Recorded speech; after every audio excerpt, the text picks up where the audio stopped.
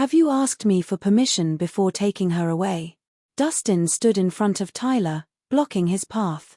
He had a frosty expression as he stood unyielding. Huh! The guests were dumbfounded and in shock. They could not believe someone would dare to challenge Tyler. This person must have had nerves of steel. Zoe's eyes widened in surprise. What's Dustin doing up front? Doesn't he value his life? Even if they disregarded Tyler's background, the armed guards behind him were terrifying enough. Zeke sneered. "PH, he must have a death wish to challenge General Lionheart." Tyler commanded the armed guards with an air of dominance. With just a single command, he could have Dustin shot into oblivion. Fool. He thinks he can show off in front of Tyler just because he's friends with Patrick. What a joke. Gordon looked like he was looking at a corpse.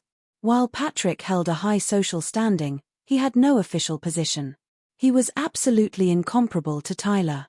This is spelling trouble. Adriana frowned slightly.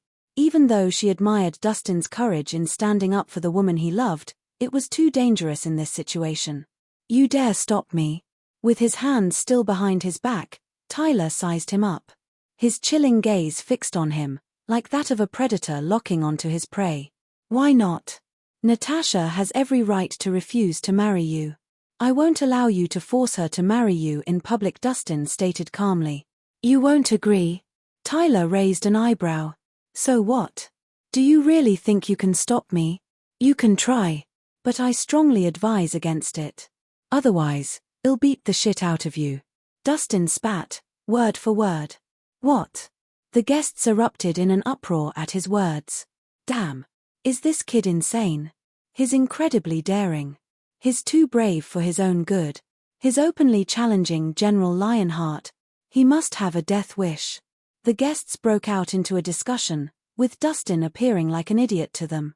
Even the Harmons were pressured into silence at Tyler's appearance. Where did this insignificant kid get the courage to act so boldly in front of such an influential figure? What an idiot. Dylan sneered. He wasn't a match for Tyler, let alone that loser Dustin. He has commendable courage. Sadly, he won't be living for long. Kate rejoiced in his misfortune. She had always disliked Dustin, especially considering her brother's death had something to do with him. That was why she desperately wished for a tragedy to befall him. "Hector, you didn't plan this, did you? What can an insignificant brat like him accomplish?" Trent was frustrated. Dustin was only making things worse by challenging Tyler. Hector's brows were locked in a frown as he remained silent. The time was not right, and he had to keep waiting. Natasha, on the other hand, sat beside him in worry, at a loss for words. In the face of his boastful statement, Tyler let out a chuckle. "Do you know what you just said? No matter what I said, I've given you a warning. So stop whatever you're planning. Don't make me hit you." Dustin's expression was unwavering. "You've got balls." Tyler nodded. "I admire your bravery. Sadly, you're not qualified to play the hero in front of me. I'll give you 3 seconds. Get lost. Or die." The armed guards behind him raised their guns at his words, rows of gun barrels aimed directly at every part of Dustin. They would immediately shoot their target into oblivion upon their general's orders. "Hold it. Stop right there." Seeing that Tyler was serious, Natasha and Patrick stood up and stopped him. "Tyler, speak and behave as you wish, but he is my friend. You better not act recklessly." Patrick stepped forward and stood shoulder to shoulder with Dustin, clearly taking his side. His actions shocked many. It finally dawned on them why Dustin acted without restraint. He had someone backing him. "Patrick, no one can stop me from killing my target, not even you." Tyler's expression remained cold, not showing any sign of yielding. A rich playboy was nothing in his eyes. "There's no reason to go that far. You should forgive sometimes." Patrick frowned slightly.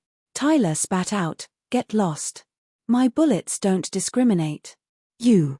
Patrick's expression darkened. Even though they were both sons of affluent families, he could never compare to Tyler in terms of status and authority. If Tyler decided to use force, he would be powerless to stop him. "Mr. Grant, why are you so angry? Can't things be discussed nicely at a table?" At that moment, A middle-aged man dressed in luxurious clothing walked in with his head held high. "Hey, isn't that Roderick, Big Bucks Brooks? I can't believe he's here." The crowd gasped silently in shock. As the person who controlled the economy in Millsburg, Roderick was undoubtedly the wealthiest man there. His words carried immense weight in the business world, and he commanded deep respect from everyone. As he walked in, he naturally took a spot beside Dustin, clearly expressing his stance. "What? Are you going against me too?" Tyler gave him the side eye. Roderick responded calmly, "I wouldn't dare. I simply hope Mr. Grant could mitigate the circumstances. And if I don't, I may need to reconsider my annual donation of $1 billion for your military spending." Roderick flashed a smile. "Ha! A lowly businessman is threatening me? Beat it, or I'll kill you too." Tyler's face grew cold. He was getting impatient. What was going on today? Why were all these mediocre people bravely acting up against him? I wouldn't expect anything less from General Lionheart. "You sure are mighty." Suddenly, a commanding voice was heard by the door. Everyone turned their attention toward the sound and saw a middle-aged man in an army uniform adorned with stars, indicating his high rank. He strode confidently with a group of armed guards following behind him. "The hell? That's Sir Moran. What brings such an influential figure here?" The crowd buzzed with excitement at his appearance, curious and astonished expressions filling their faces. Sir Moran was a lieutenant general. He controlled nearly half of the army in the southern province. In terms of official rank, he stood half a notch higher than Tyler, who was only a major general. He sat at the top of the southern province. The unexpected presence of a high-ranking official left everyone wondering, as it was a rare sight to witness him gracing any event. "Keith Moran?" Tyler frowned slightly, seemingly surprised. He didn't expect the Harmons to have the influence to bring forth Southern Province's regional deputy chief. "He's finally here." Hector couldn't conceal his joy as the tension in his forehead gradually eased. Hector had bided his time in silence, waiting for the opportune moment.